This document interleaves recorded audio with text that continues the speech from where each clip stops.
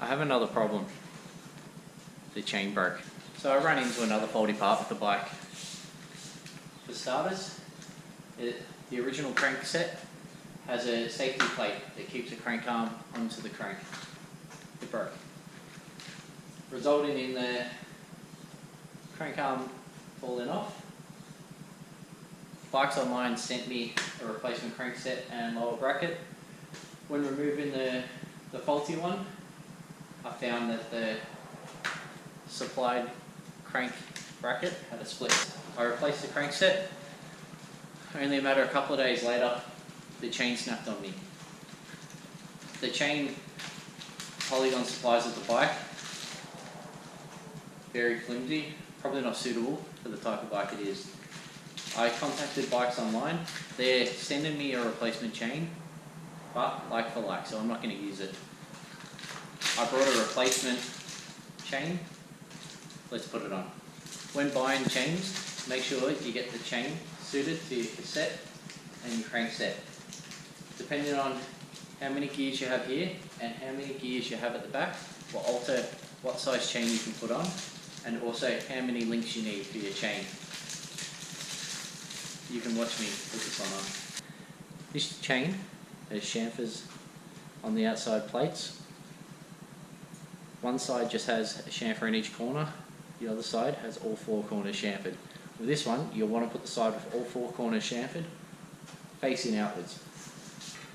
So when putting a chain on a 12 gear cassette, or on any cassette, you want to run it across your biggest gears. Then, you meet your ends up. Where the end meets up, for a 12 gear cassette, you then count back 6 pins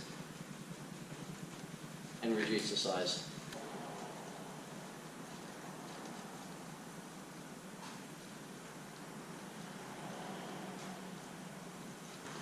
If you're able to get a sturdy bit of wire, you can make a third hand.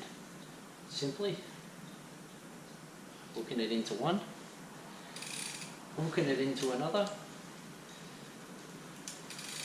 at the desired length, and it just aids in pulling it back together.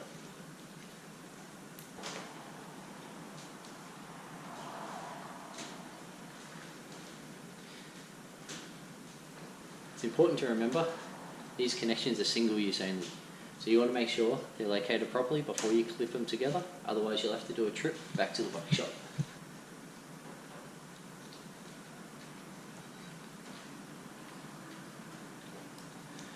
Remove your third hand.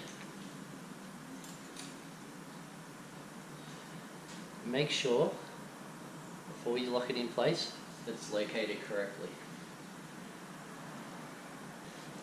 And use your crank set to lock it in place.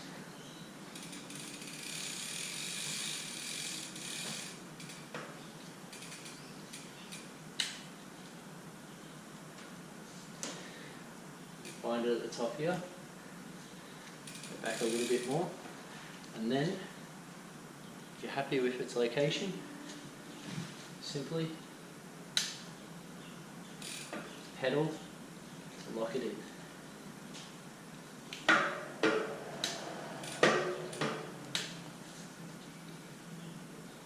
If it will lock in.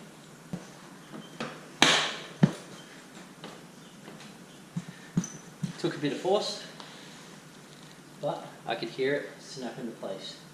Now we'll put a new chain on. We just want to check and adjust if required our derailleur. All you do for that, stretch it down like this, you look at the back and you make sure the chain is in a straight line all the way down. If it's not, the derailleurs have 2 little screws. 1, 2, screw in the bottom one in, we'll adjust it in, screw in the bottom one out, we'll adjust it out, and screw in the top one in, is for when you're at the top gear, we'll adjust it in or out. You want both of them to be in a straight line.